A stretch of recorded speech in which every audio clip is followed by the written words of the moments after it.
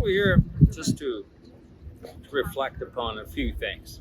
First of all, the idea of America. And that coming from someone who lived for many years in America, I would say grew up in America, but also has a worldview.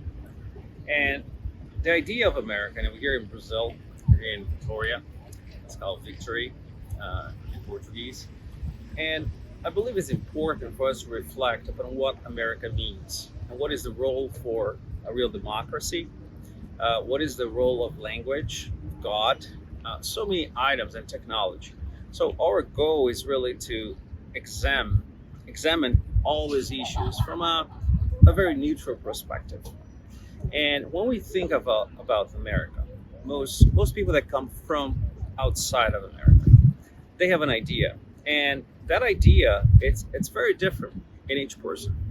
And when we look at Brazil political system or political reality, we need to look into how that came about.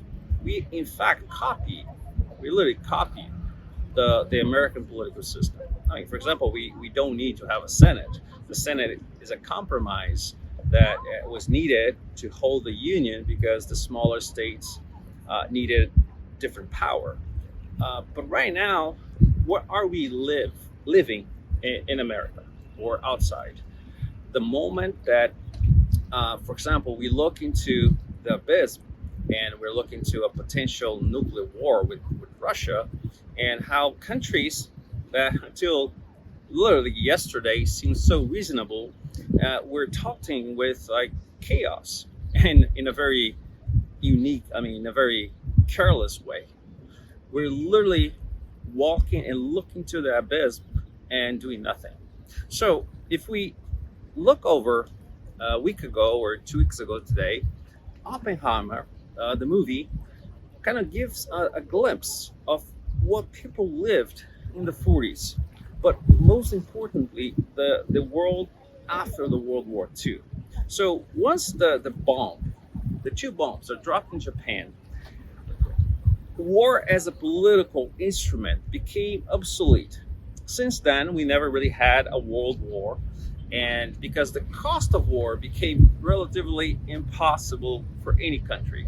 So we had proxy wars in Korea, Vietnam, Afghanistan, and so forth, but we never had a direct confrontation between the two powers, let's say US and Russia, USSR. But right now, we're literally walking into a conflict. And when I say we, it's really the world. It seems to most people, most reasonable people, that peace, it's like not on the table. We see the role of China, Russia, US, and Europe, and it doesn't seem that it really doesn't seem to have people reasonable. We don't seem to have any more cooler heads.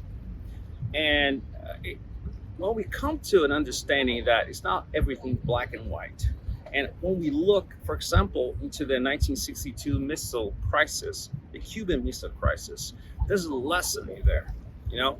So I would actually say that we are literally in World War III, because there's an important book that JFK actually mentioned throughout the time. So 13 Days is actually a book written by Robert Fitzgerald Kennedy, so his brother, who was a attorney general at the time. And for 13 days, the world really almost came to a nuclear war.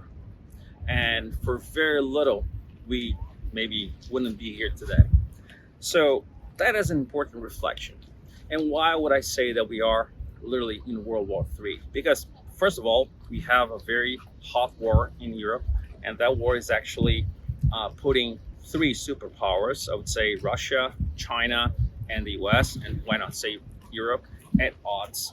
Most of all, you have had cyber attacks constantly for the past years. You know, you have disinformation, misinformation.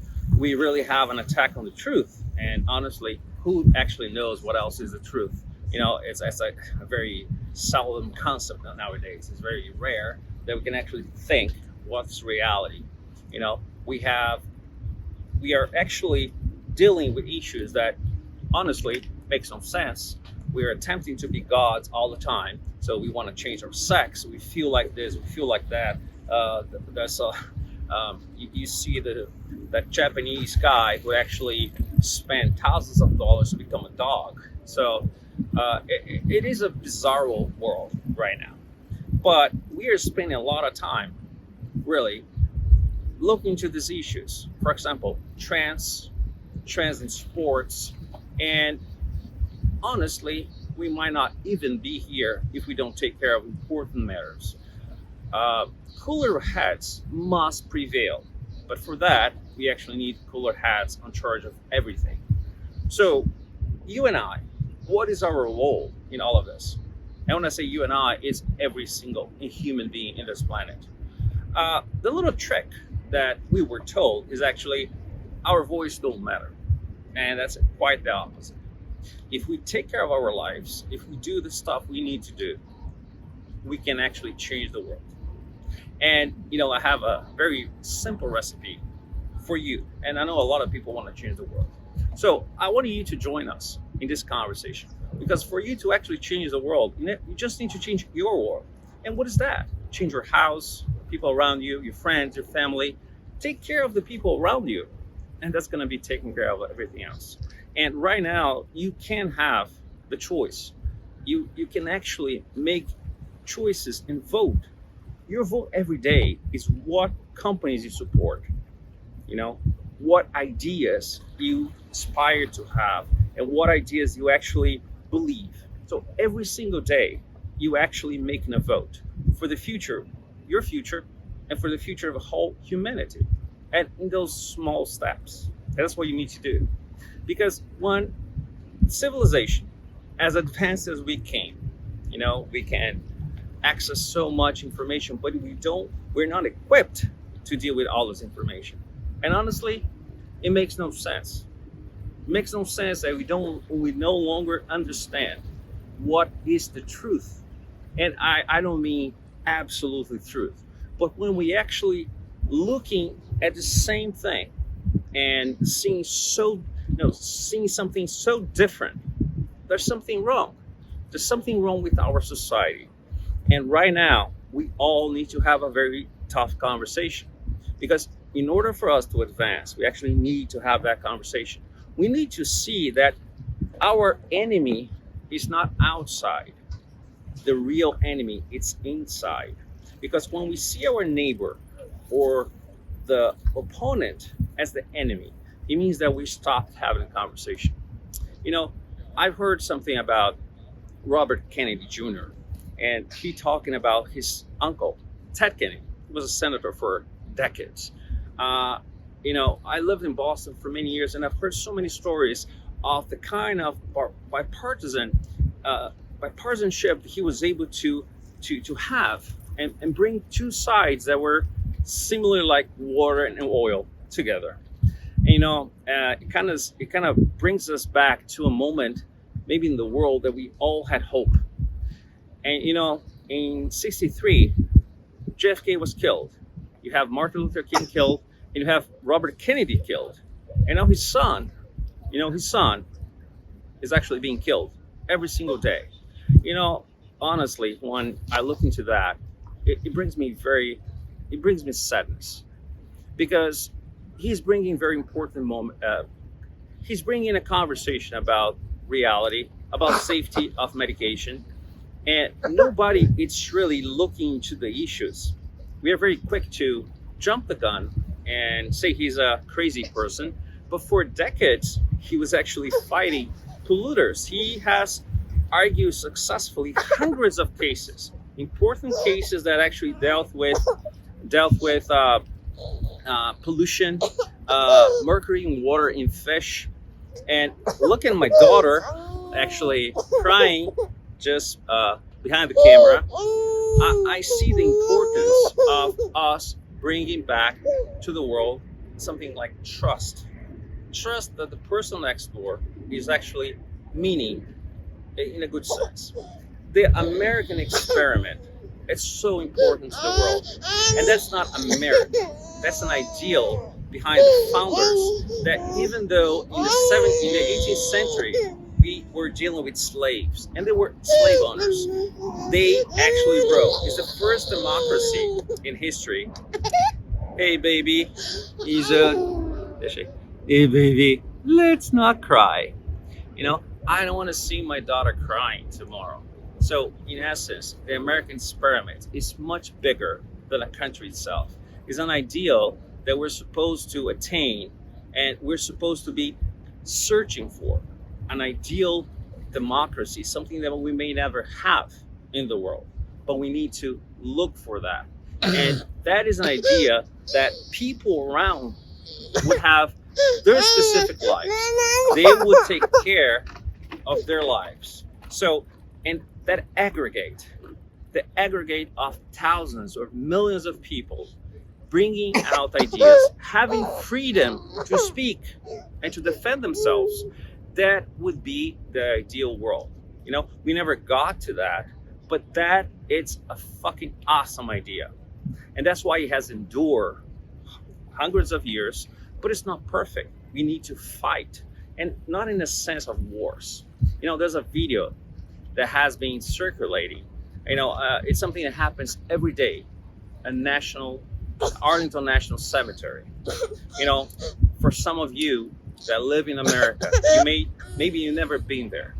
Maybe if you're from abroad, you may never been there. You went to Washington, maybe you went to other places, but that's a very important place. And I've been there a couple of times.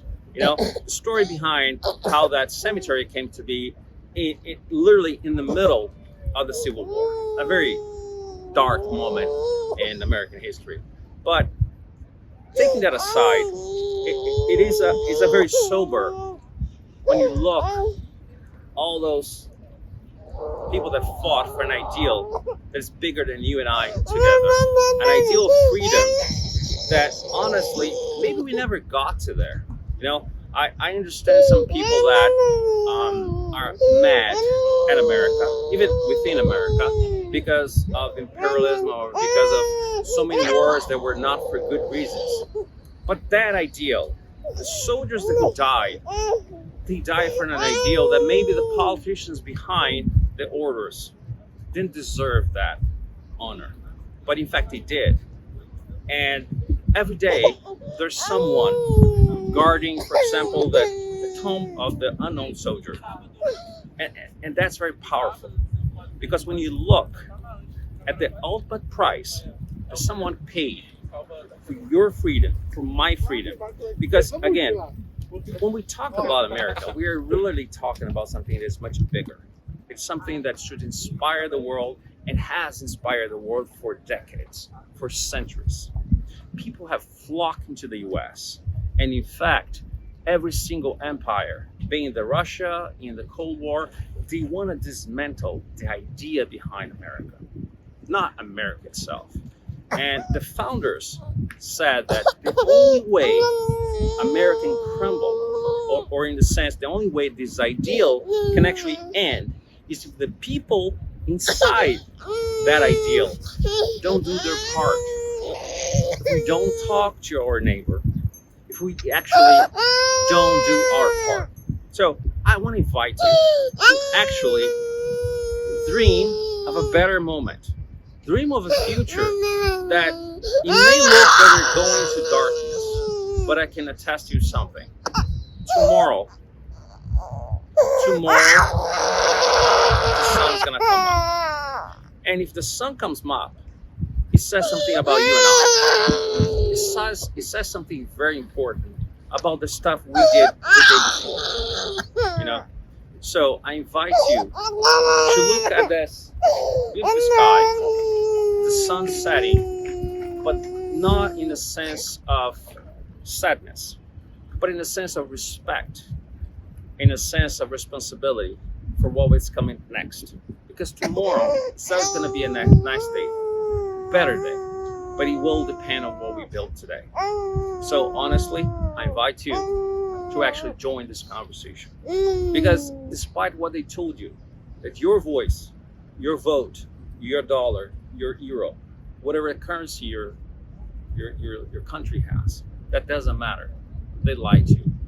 The only reason they lied to you is because if you knew the power you actually have every single day, in the purchases you have, the movies you go see, in the questions you ask, you would understand how much power you have. So I invite you for that.